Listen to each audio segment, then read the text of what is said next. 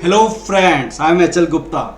Now I am going to discuss about the examination जून 2023 जून 2023 का हम CMA final SFM का syllabus 2022 paper का मैं आपको क्वेश्चन सॉल्व करने जा रहा हूँ। एकदम डिटेल में सॉल्व करूँगा, ईच एंड एवरी कंसेप्ट आपको समझाऊंगा, ठीक है ना। चलिए, सबसे पहले दो बातें इसमें इंपॉर्टेंट पॉइंट क्या है। इसमें क्वेश्चन नंबर जो 1 है और क्वेश्चन नंबर जो 8 है, ये दोनों कंपलसरी है। क्वेश्चन नंबर 1 जो है उसमें 10 क्वेश्चंस होते हैं। क्वेश्चन नंबर 1 आपका क्वेश्चन नंबर 1 जो है 10 MCQ होता है, MCQ, और ईच आपका 2 मार्क्स का होता है, 2 मार्क्स का। तो आपका 20 मार्क्स का क्वेश्चन ये आपका कंपलसरी है, ठीक है। और क्वेश्चन नंबर जो 8 है, क्वेश्चन नंबर जो 8 है ये आपका केस स्टडी है, केस स्टडी। और केस स्टडी इस बार जो क्वेश्चन दिया हुआ है कैपिटल बजटिंग से दिया हुआ है और वो 16 मार्क्स का है। ये आपको 2 क्वेश्चन कंपलसरी है। बाकी अब क्वेश्चन कितने बच गए? 2, 3, 4, 5, 6, 7। मैंने आपकी 2 क्वेश्चन ए, 2 क्वेश्चन ये, 2 question A, out of 6 questions आपको जो आंसर देना है, सिर्फ आपको 2 छोड़ के आंसर आपको देनी है 4 क्वेश्चंस का। इसका मतलब 2 क्वेश्चन में आपकी चॉइस है, 2 क्वेश्चंस आप छोड़ सकते हैं। अब 2 क्वेश्चन छोड़ने का मतलब बहुत अच्छी बात है, जो 2 क्वेश्चन नहीं आता होगा वह क्वेश्चन छोड़ सकते हैं। जहाँ तक क्वेश्चन नंबर 1 का है, ये बेसिक कंसेप्ट पे होता है, बहुत इजीली आप सॉल्व कर सकते हैं। बहुत इजी तरीका का क्वेश्चन होता है जो बेसिक कंसेप्ट पे होता है। तो ये 20 मार्क्स ये लाना आपके लिए बहुत आसान है। और यहाँ पे 4 क्वेश्चन, 6 क्वेश्चन में 4 क्वेश्चन करनी है, तो वो 4 क्वेश्चन बहुत इजीली आप कर सकते हैं, ठीक है ना। जो क्वेश्चन टफ लगता है, जरूर हर एक एग्जामिनेशन में कोई ना कोई क्वेश्चन ऐसा होता है जो कि हम अपीयर करने लायक नहीं होते हैं। आपकी कोई भी इंक्वायरी हो, प्लीज़ आप मुझे व्हाट्सअप करेंगे। 9312606737 मेरा व्हाट्सअप नंबर है। आप इस पर आप व्हाट्सअप कर सकते हैं। ये सेव कर लीजिएगा और अपना नाम और CMA फाइनल लिखकर मुझे SMS करेंगे तो आपको इसकी PDF मैं आपको प्रोवाइड करा दूंगा। और ये ज़रूर आप लोग सेव कर लीजिएगा। हालांकि इसकी PDF मेरी ऐप है, HL गुप्ता क्लासेस की जो ऐप है उस पर भी मैं आपको रखूँगा, वहाँ से भी आप लोग डाउनलोड कर सकते हैं, ठीक है ना। चलिए हम आगे की ओर बढ़ते हैं। सबसे पहला क्वेश्चन, ये सेक्शन A का फर्स्ट क्वेश्चन जो 20 मार्क्स का है उस पर हम डिस्कस करते हैं। इसमें उन्होंने कहा कि 1 मार्क्स तो for justifications, 1 marks allotted for the correct answer. 1 mark आपकी करेक्ट आंसर के लिए है और 1 मार्क्स आपको जस्टिफिकेशन के लिए है। तो 2 मार्क्स का हर एक क्वेश्चन है वो बतानी है, ठीक है ना। सबसे पहला क्वेश्चन हम चलते हैं और ये क्वेश्चंस आपका देखते हैं क्या चीज़ का है और कैसे इसकी सॉल्यूशन होगा। देखिए, Johnson Pink has been evaluating an investment of project. जब भी इन्वेस्टमेंट इन अ प्रोजेक्ट आता है तो ये क्वेश्चंस आपका आ गया क्या चीज़ का? कैपिटल बजटिंग का क्वेश्चन हो गया। ये capital budgeting which will require ₹39 lakh capital expenditure on a new machinery. एक कंपनी है जिसमें आपको स्टार्टिंग में कितना पैसा चाहिए? ₹39 लाख चाहिए, 39 lakh. The company expects the capital investment to provide annual cash flow ₹6 lakh per year after taxation indefinitely. 1, 2, 3, 4 ... up to infinity. यहाँ पे ₹6 लाख आएगा, ₹6 लाख आएगा, ₹6 लाख आएगा, ₹6 लाख आएगा और ये इन्फिनिटी तक आएगा। तो ये प्रोजेक्ट में 39 लाख अभी इन्वेस्ट करते हैं तो ₹6 लाख अप टू इन्फिनिटी आएगा, ठीक है ना। The discount rate is applicable to the this 14% net. मैंने आपका डिस्काउंट रेट जो है कितनी है? डिस्काउंट रेट आपकी 14% है। what will be the base net present value for this project up to 2 decimal places। अब देखिएगा, एक होता है बेस नेट प्रेजेंट वैल्यू और एडजस्टेड नेट प्रेजेंट वैल्यू। दो चीज़ें हमें निकालने की कैपिटल बजटिंग में आवश्यकता कभी कभी होती है, बेस नेट प्रेजेंट वैल्यू और एक होता है adjusted net present value. Adjusted net present value, अब सुनिएगा, बेस नेट प्रेजेंट वैल्यू क्या होता है? जब फाइनेंशियल आप पैसा डिबेंचर से या लोन से पैसा रेज करते हैं और उस लोन पे जो इंटरेस्ट पेमेंट करते हैं, इंटरेस्ट पे जब टैक्स की सेविंग होती है, जब उसको टैक्स की सेविंग को बिना कंसीडर किए जब नेट प्रेजेंट वैल्यू निकालेंगे तो उसको क्या कहा जाता है? Base net present value. Without considering net present value, without considering tax saving on interest payment and cost of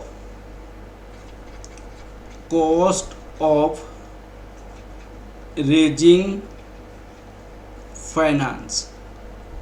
cost of, जब बिना किसी कॉस्ट ऑफ रेजिंग फाइनेंस, जो आपका फ्लोटिंग कॉस्ट होता है उसको बिना कंसीडर किए हुए और टैक्स सेविंग ऑन इंटरेस्ट को बिना कंसीडर किए हुए जब नेट प्रेजेंट वैल्यू निकालते हैं उसको कहते हैं बेस नेट प्रेजेंट वैल्यू। अब क्वेश्चन आता है कि what is the adjusted net present value. Adjusted net present value का फॉर्मूला होता है base net present value minus present value of tax saving on interest. ये जो प्रेजेंट वैल्यू निकाला जाता है उसमें डिस्काउंट रेट जो होता है, डिस्काउंट रेट, ये डिस्काउंट रेट इंटरेस्ट रेट होता है, यहाँ पे डिस्काउंट रेट इंटरेस्ट रेट होता है, ठीक है, plus minus this tax saving plus floating cost. Floating cost का मतलब होता है जो आपकी पैसा रेज करने में जो कॉस्ट लगता है, कंसीडर किया जाता है, उसको हम फ्लोटिंग कॉस्ट कहते हैं, ठीक है। तो हमें निकालनी है बेस नेट प्रेजेंट वैल्यू। तो नेट प्रेजेंट वैल्यू का फॉर्मूला क्या होता है? नेट प्रेजेंट वैल्यू का फॉर्मूला होता है present value of cash inflow minus present value of cash outflow, ये फॉर्मूला होता है, ठीक है। और बेस नेट प्रेजेंट वैल्यू का यही फॉर्मूला आपको होगा। प्रेजेंट वैल्यू फॉर परपेचुटी इसमें अप्लाई करना पड़ेगा क्योंकि इन्फिनिटी पीरियड तक का है। तो present value for perpetuity, perpetuity का मतलब होता है इन्फिनिटी पीरियड तक जब सेम कैश का इनफ्लो हो उसको कहते हैं परपेचुटी। इसका होता है cash inflow divide rate of interest, और यहाँ पे डिस्काउंट रेट हो जाएगा, डिस्काउंट रेट भी हम यूज करते हैं, ठीक है ना। अब सुनिए, इस क्वेश्चन में प्रेजेंट वैल्यू निकालनी है, हर एक साल 666 आ रहा है, तो यहाँ पे कितना होगा? ₹6 lakh divided by cost of discount rate दिया है 14%, 14%। तो कितना आंसर आ जाएगा? 6 lakh divided by 14%, 6 divide 0.14, 42 point, आपका आंसर कितना हो जाएगा? 42.857, 857 दैट इक्वल टू 42.86 लाख आपका present value of cash inflow हो जाएगा। अब आपको base net present value, present value of cash inflow 42.86 minus outflow 39 minus 39, ये क्या हो जाएगा रुपीज 3.86 लाख। आपका बेस नेट प्रेजेंट वैल्यू हो जाएगा 3.86 lakh is the base net present value. तो base net present value 3.86 lakh, तो ये आपका बी पार्ट आपका आंसर हो जाएगा। हाँ जी, क्लियर हो गया। अब नेक्स्ट क्वेश्चन देखते हैं बेटा। नेक्स्ट क्वेश्चन में है, देखिए आपका क्वेश्चन दिया हुआ है यहाँ पे, SBT company is considering the 4 projects PQRT with the following information. यहाँ पे PQRT दिया हुआ है, यहाँ प्रोजेक्ट ABCD दिया हुआ है। यहाँ पे इनको P कर दीजिए, यहाँ पे इनको Q कर दीजिए, और यहाँ पे इनको R कर दीजिए, यहाँ पे इनको T कर दीजिए। Identify the least risk. Net present value standard deviation दिया हुआ है। स्टैंडर्ड डेविएशन को हम क्या कहते हैं, रिस्क कहते हैं। इसको कहते हैं एक्सपेक्टेड वैल्यू। इसको हम रिप्रेजेंट करते हैं स्टैंडर्ड डेविएशन को ऐसे। Least risky project if coefficient of variance is use. Coefficient of variance, जब आपका डिफरेंट आपका प्रोजेक्ट होता है और उसमें डिफरेंट नेट मीन वैल्यू दिया रहता है, डिफरेंट मीन वैल्यू और डिफरेंट रिस्क दिया रहता है, तो उस पे हम कोफिशिएंट ऑफ वेरिएंस के बेसिस पे रिस्क को आइडेंटिफाई करते हैं। जिसका कोफिशिएंट ऑफ वैल्यू सबसे कम होता है वो लेस रिस्की होता है, और जिसका कोफिशिएंट ऑफ वेरिएंस सबसे ज़्यादा होता है वो हाई रिस्की होता है। अब कोफिशिएंट ऑफ वेरिएंस निकालने के मेरी क्लासेज में बहुत अच्छे से समझाई गई है, मैंने समझाया। Coefficient of variance standard deviation divided by this mean. अब हम क्या निकालेंगे इस क्वेश्चन में, निकालेंगे सबका coefficient of variance. Calculation of coefficient of variance of each project, हर एक प्रोजेक्ट का निकालेंगे। अब हमारे पास P का निकालेंगे। क्या फॉर्मूला है स्टैंडर्ड डेविएशन बाई दिस, तो स्टैंडर्ड डेविएशन 8000 डिवाइडेड बाई 1,20,000। फिर हम Q का निकालेंगे 20,000 डिवाइडेड बाई 1,60,000। फिर हम R का निकालेंगे 24,000 डिवाइडेड बाई 1,40,000। फिर T का निकालेंगे 28,000 डिवाइडेड बाई 1,80,000।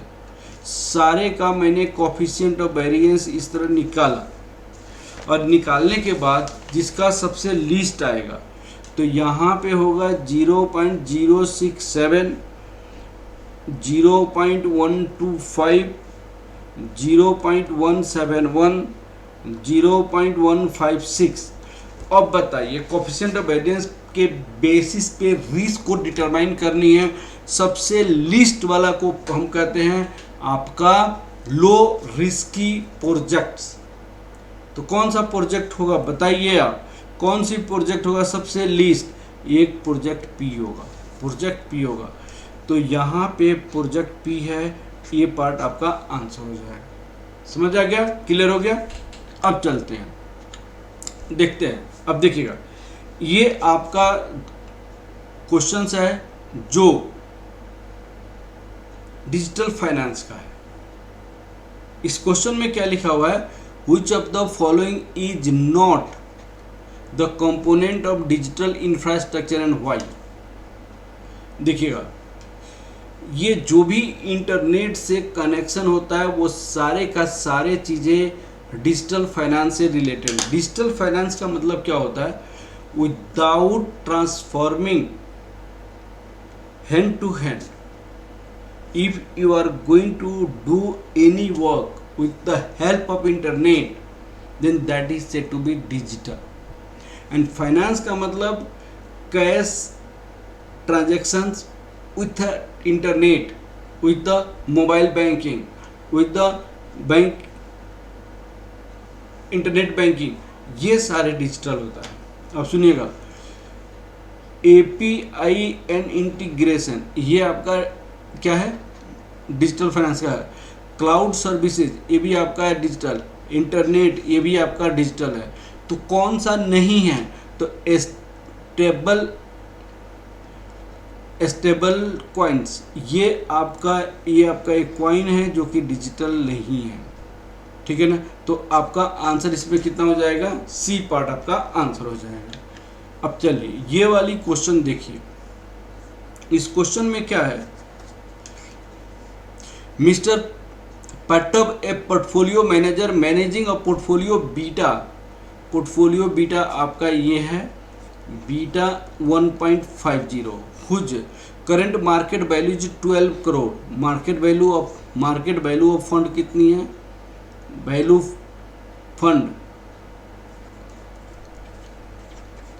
ऑफ फंड आपको 12 करोड़ है, 12 crore. It is expected the market is likely to be correct downward and hedging needs to be adopting using Nifty index future.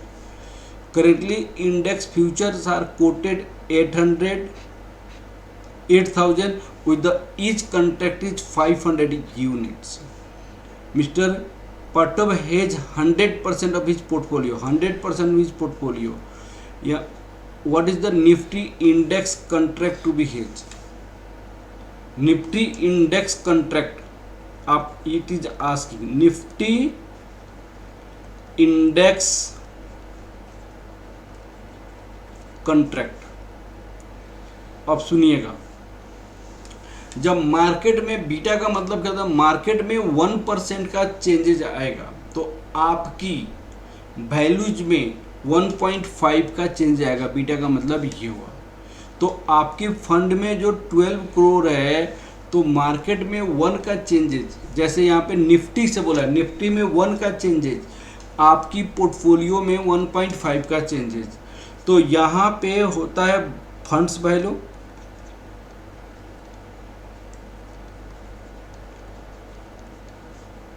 Beta value of one contract,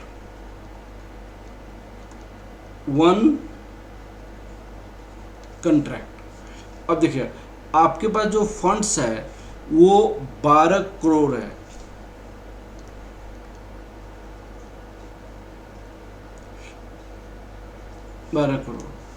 और percentage of hedge भी होता है यहाँ पे, percentage of hedge, कितना percent आप hedge करना चाहते हैं। तो 12 करोड़ आपकी वैल्यूज था, आपको कितना परसेंट हेज करना था, 100% आपको हेज करनी है। आपकी बीटा की वैल्यू कितनी है, 1.5। मार्केट में 1 का चेंज, तो इसमें 1.5 का चेंज। एक इंडेक्स का कॉन्ट्रैक्ट कितनी है, तो सुनिए, निफ्टी की पॉइंट आपको 8000 है, एक में कितने यूनिट है, 100 यूनिट्स है। तो value of one contract 8000 into 100 ये।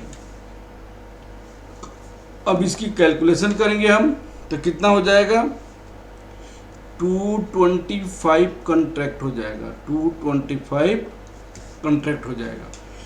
तो ये आपका आंसर हो जाएगा, 225 कॉन्ट्रैक्ट्स। ठीक है, चलिए अब क्वेश्चन नंबर 5 देखते हैं। देखिएगा यहाँ पे क्या है, mister George forex dealer in India, ये वाला ध्यान रखिएगा, इंडिया की है। Rates of the rupee and euro in international markets are this. उन्होंने कहा रेट्स आपको दिया हुआ है, रूपी का रेट क्या दिया हुआ है, ये दिया हुआ है। कहने का मतलब रूपी 1 इक्वल टू डॉलर 0.012572, ये रेट दिया हुआ है। दैट इक्वल टू डॉलर पर रूपी ई 0.012572 ये आपका एक रेट दिया हुआ है। यूरो 1 का रेट कितना दिया हुआ है? यूरो 1 इक्वल टू डॉलर 1.117294 ये आपका रेट दिया हुआ है। दैट इक्वल टू डॉलर पर यूरो इज 1.117294 ये आपका सेकेंड केस है। अब देखिए क्वेश्चन क्या पूछा है, what will be the direct codes of euro to his customers. Direct code ये इंडिया का है, तो इंडियन डीलर डायरेक्ट कोड बनाना चाहता है, तो डायरेक्ट कोड बनाने के लिए रुपीज आपको नंबर ऑफ यूनिट होनी चाहिए। तो रुपीज नंबर ऑफ यूनिट होने के लिए आपको यहाँ पे यूरो 1 इक्वल टू ऐसे रुपी होनी चाहिए। रुपी में माने आपको ऐसे में रुपी होनी चाहिए, euro 1 equal to something rupee. wherever home currency is a number of unit then it is said to be the direct code। अब आपका कोटेशन में क्या होना चाहिए, आपको निकालनी है रुपी पर यूरो। ये कैसे निकलेगा उसको आपको समझना पड़ेगा, ये कैसे निकलेगा उसको आपको समझना पड़ेगा। तो dollar you have to make cancel, तो to make it cancel what you will have to do, you have to reverse this from 1 what can you write, rupee per dollar is 1 divided by 0.012572 this is your third। now from second and third, from second and third what can you write, from second and third rupee per dollar into dollar per euro is 1.117294 into 1 divided by 1.012572 this get cancel, dollar get cancel, rupee per euro is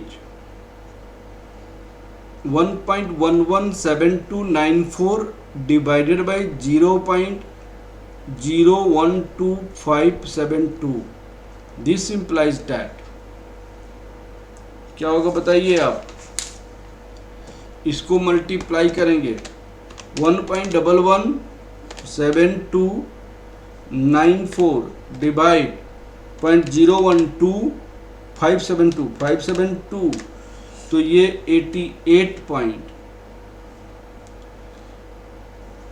रुपी पर euro is 88.872 euro 1 equal to rupees 88.872 this is the direct code, this is your direct code, ये आपकी direct code है। तो कौन सा answer होगा इसमें, B part answer हो जाएगा, बी पार्ट आंसर हो जाएगा। क्लियर है बेटा। अब चलिए अब हम नेक्स्ट क्वेश्चन देखते हैं। यहाँ पे क्वेश्चन नंबर 6 देखिएगा, प्लेन बेलिना इंटरेस्ट रेट स्वैप। उन्होंने क्या कहा, प्लेन बेलिना इंटरेस्ट रेट स्वैप ये क्या होता है, फिक्स टू फिक्स होता है, फिक्स टू फ्लोटिंग होता है, फ्लोटिंग टू फ्लोटिंग होता है, स्वैप करेंसी होता है। तो प्लेन बेलिना स्वैप क्या होता है, जब आपका दो में एक्सचेंज होता है और एक आपका फिक्स होता है दूसरा आपका फ्लोटिंग होता है, तो फिक्स टू फ्लोटिंग जब चेंज करना होता है उसको कहते हैं प्लेन बेलिना स्वैप कहा जाता है। तो यहाँ पे मैंने आपको लिखा हुआ है प्लेन बेलिना swap is also called generic swap. It is the most basic type of financial derivative product helping institutions and firms manage risk. It is the agreement between the two private parties specifying a periodic cash flow exchange arising from debt instrument. From debt instrument, तो debt instrument क्या देता है, तो debt instrument fix देता है, fix देता है। तो यहाँ पे क्या हो जाएगा, fixed टू फ्लोटिंग हो जाएगा, फिक्स टू फ्लोटिंग हो जाएगा, फिक्स्ड टू फ्लोटिंग हो जाएगा, ठीक है। तो ये वाली आपकी आंसर हो जाएगा, सॉरी ये वाला आंसर नहीं, हमारे पास आंसर जो होगा वो fix to floating B part वाला आंसर हो जाएगा, fix to floating plain balance. चलिए अब नेक्स्ट चलते हैं। अब देखिएगा एन ऑप्शन, देखिएगा an option is a theoretical value increased by 1.75 is the interest rate decrease by 1%। देखिएगा एक ग्रीक लेटर्स है, गामा, डेल्टा, थीटा, ये आपका रो। उन्होंने आपको ऑप्शन की वैल्यू क्या चेंज होता है, उसकी वैल्यू चेंज होने पे वह एक रिलेशन बदलाता है। तो उसी तरह रो एक वैल्यू होता है, जो रो की वैल्यू चेंज होने से रो की वैल्यू रो क्या बदलाता है कि भाई इंटरेस्ट रेट जो चेंज होता है उसके बेसिस पे कोई ऑप्शन की वैल्यू, ऑप्शन की प्रीमियम क्या चेंज होता है। तो एक होता है कॉल ऑप्शन, एक होता है आपका पुट ऑप्शन। एक कॉल ऑप्शन होता है, एक क्या होता है पुट ऑप्शन होता है। तो इंटरेस्ट रेट चेंज होने से कॉल ऑप्शन में क्या चेंज होता है, इंटरेस्ट रेट चेंज होने से पुट ऑप्शन में क्या चेंज आता है, वो मैं आपको यहाँ पे बता रहा हूँ। कॉल ऑप्शन यहाँ पे है, पुट ऑप्शन। तो क्या चेंजेज आता है, कॉल ऑप्शन में डायरेक्टली प्रोपोर्शनल होता है, डायरेक्टली प्रोपोर्शनल टू इंटरेस्ट। और पुट ऑप्शन में क्या होता है, इनवर्सली प्रोपोर्शनल टू इंटरेस्ट। कहने का मतलब यहां पे डायरेक्टली प्रोपोर्शनल का मतलब होता है कि इंटरेस्ट, अगर इंटरेस्ट इंक्रीज करेगा तो वैल्यू ऑफ ऑप्शन भी इंक्रीज करेगा, अगर इंटरेस्ट डिक्रीज करेगा तो वैल्यू ऑफ ऑप्शन क्या करेगा, डिक्रीज करेगा। इनवर्सली प्रोपोर्शनल पुट ऑप्शन का मतलब अगर इंटरेस्ट इंक्रीज किया तो वैल्यू ऑफ ऑप्शन डिक्रीज किया, अगर इंटरेस्ट डिक्रीज किया तो वैल्यू ऑफ ऑप्शन इंक्रीज करेगा। ये आपके स्टडी मटेरियल में भी लिखा हुआ है, आपके स्टडी मटेरियल का मैंने यहाँ पे दिया हुआ है, ये आपका स्टडी मटेरियल का कोटेशन निकाला है। देखिए यहाँ पे क्या लिखा है, rho is the last and the least used Greek. Rho help to understand the change in option premium which are not linked to the underlying stock movement। Stock की मूवमेंट से नहीं होता है। For instant interest rate changes में cause a change in option premium. Interest rate के कारण आपका option की प्रीमियम में चेंज आता है। Rho indicate the change in option value for 1% change in interest rate. ये आपका रो का डिफिनीशन है। Change in option value, change in option value for 1% change in 1% change in indicates 1% change in interest value। For example यही आपके book में दिया हुआ है, यही क्वेश्चन है आपका। Rho of 1.5 indicates option theoretical value will increase by 1.5 if interest rate decrease by 1.5। तो यहाँ पे इंटरेस्ट रेट डिक्रीज किया तो ऑप्शन की वैल्यू इंक्रीज किया, तो ये कौन सा होगा, ये आपका पुट होगा, रिवर्स हो रहा है। तो ये पुट ऑप्शन के बारे में बोला। An increase in interest rate increase in value of call. Interest rate increase करेगा, वैल्यू ऑफ कॉल भी इंक्रीज करेगा। Interest increase in interest increase in value of call, मैंने सेम। अगर ये कॉल ऑप्शन होता तो क्या होता, अगर इंटरेस्ट इंक्रीज करेगा वैल्यू ऑफ ऑप्शन भी इंक्रीज करेगा। अब फिर देखिए and decrease the value of put, decrease the value of put. Call में तो ऐसे होता है, लेकिन पुट में क्या होता है, इंटरेस्ट इंक्रीज करेगा तो डिक्रीज करेगा, ये डिक्रीज करेगा। Decrease in interest rate, decrease in a value of call, increase in a value of put. अगर इंटरेस्ट डिक्रीज करेगा वैल्यू ऑफ कॉल डिक्रीज करेगा, लेकिन अगर इंटरेस्ट डिक्रीज करेगा इंक्रीज करेगा वैल्यू ऑफ ये पुट ऑप्शन होगा। This is clear? Okay, now the question is, an option is a theoretical value by 1.75 if the interest rate decrease by 1%, then by 1% interest rate decrease in 1%, an option theoretical value increase by 1, option का theoretical value increase किया, यहाँ पे option का value increase किया, क्यों? Interest आपका decrease किया, तो ये उल्टा हुआ। तो उल्टा होने पे आपको क्या होगा, rho of a put option होगा। वो रो किसका होगा, पुट ऑप्शन का होगा। जब उल्टा रिलेशन होता है तो पुट ऑप्शन का होता है, और जब सेम रिलेशन होता है तो कॉल ऑप्शन का होगा। तो इसमें आंसर आपका बी हो जाएगा। मुझे विश्वास है कि आप लोगों को रो का कंसेप्ट बहुत अच्छे से समझ आया होगा। ओके, थैंक यू बेटा। चलते हम आगे की ओर।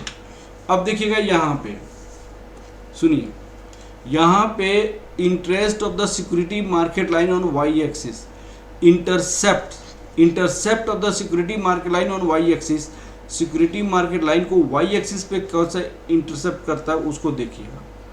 यहाँ पे ये वाई एक्सिस होगा, ये एक्स एक्सिस हो जाएगा। ये आपका सिक्योरिटी मार्केट लाइन होता है, सिक्योरिटी मार्केट लाइन।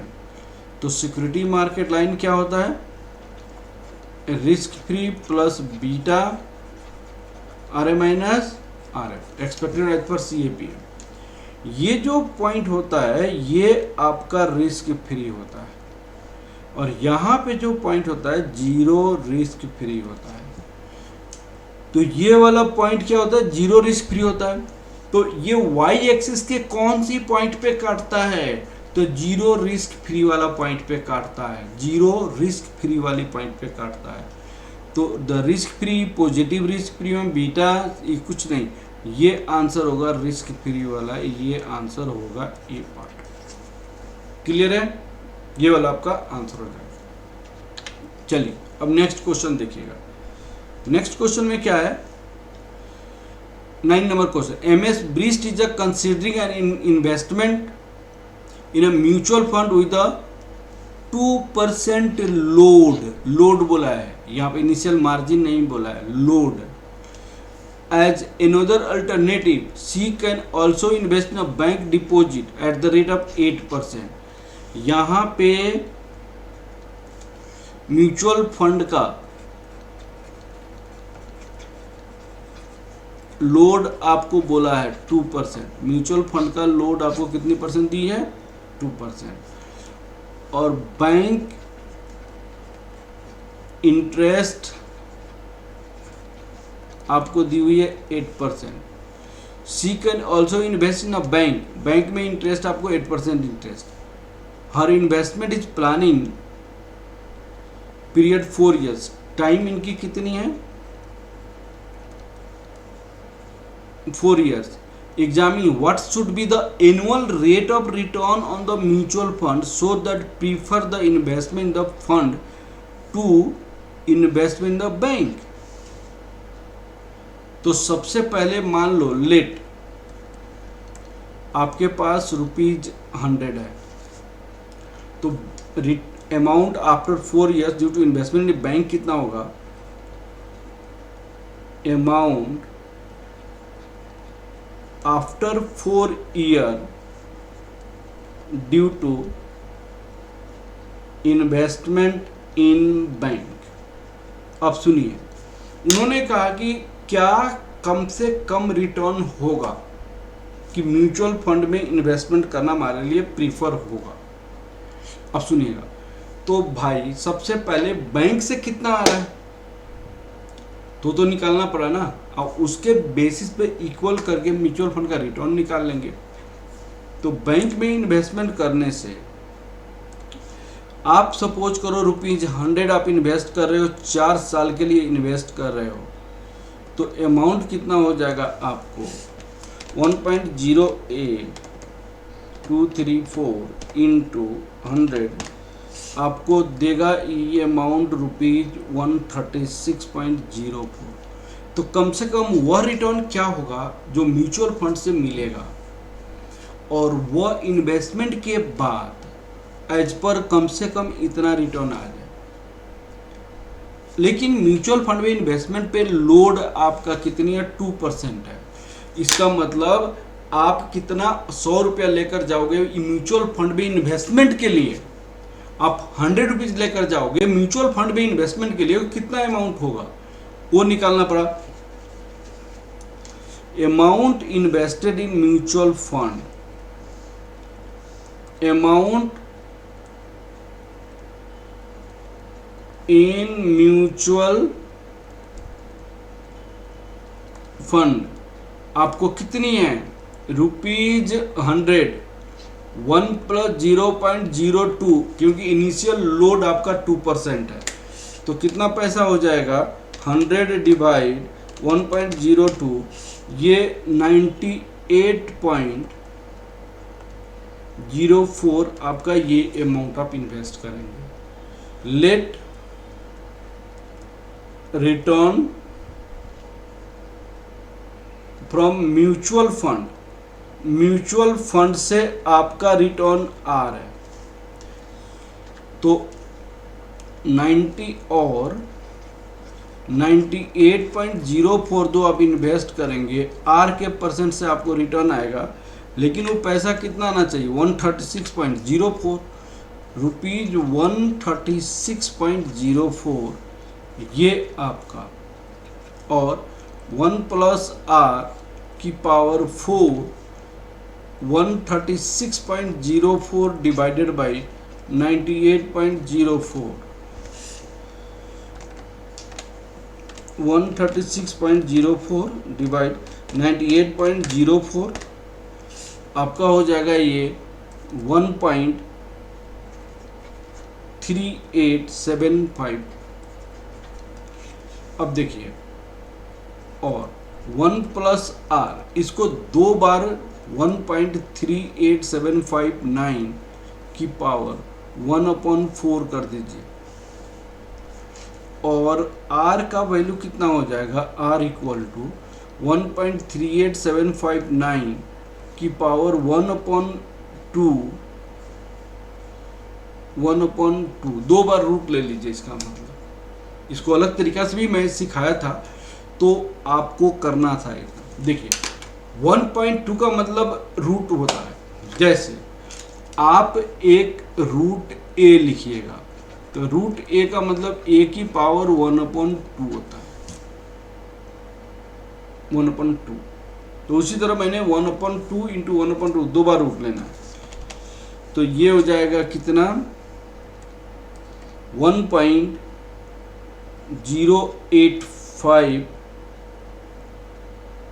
- 1 ये 0.0853 दैट इक्वल टू 8.53% आपको आर का रिटर्न होना चाहिए। इससे ज़्यादा होना चाहिए, इससे एक्सेस आपका रिटर्न होना चाहिए म्यूचुअल फंड से। तो mutual fund should be return more than 8.53%। तो आपका क्या है 8.82, 8.53, 8.8, ये बी पार्ट आपका आंसर है 8.55, ये आपका आंसर हो जाएगा। क्लियर हो गया बहुत अच्छे से। चलिए अब आपको यहाँ पे क्वेश्चन नंबर 10 दिखेगा। क्वेश्चन नंबर 10 में क्या है, which of the following is not a part of the market risk. देखिए इक्विटी मार्केट से इन्वॉल्व होता है, that is a market risk. Inflation market में होता है, that is a market risk. Down grade risk, down grade risk ये क्या होता है, क्रेडिट रिस्क होता है। This is a credit risk, none of the above. तो आपको मार्केट रिस्क कौन सा होगा, ये होगा सी, downgraded risk, that is the answer, C part होगा। ठीक है, चलिए हमने आपको पहला क्वेश्चन कंप्लीट किया। बहुत अच्छे से कंप्लीट किया। मुझे विश्वास है कि आपको समझ आया होगा। अगर कोई डाउट्स है तो प्लीज़ आप 9312606737 पे कॉल कर व्हाट्सअप करेंगे, अपना नाम और CMA फाइनल लिखकर, तो और ये नंबर ज़रूर सेव करेंगे ताकि हम लाइव क्लासेस जो लेने जा रहे हैं उसका आपका लिंक मिलता रहे। Okay, thank you class, thank you.